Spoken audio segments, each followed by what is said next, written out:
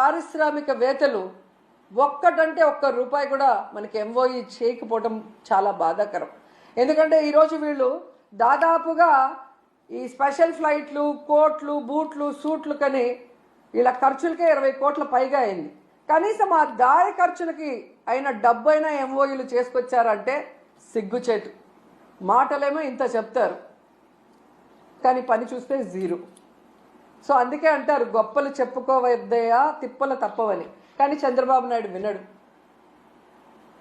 ఈరోజు కేవలం తన కొడుకుని ప్రమోట్ చేసుకోవడానికే దావోస్కి వెళ్ళాడు. ఈ రాష్ట్రానికో రాష్ట్ర ప్రజలకో ముఖ్యంగా రాష్ట్ర యువతకో ఉపయోగపడే విధంగా ఏది చేయాలన్న ఆలోచన లేదు అనేది ఈ పర్యటనతో అందరికీ అర్థమైపోయింది.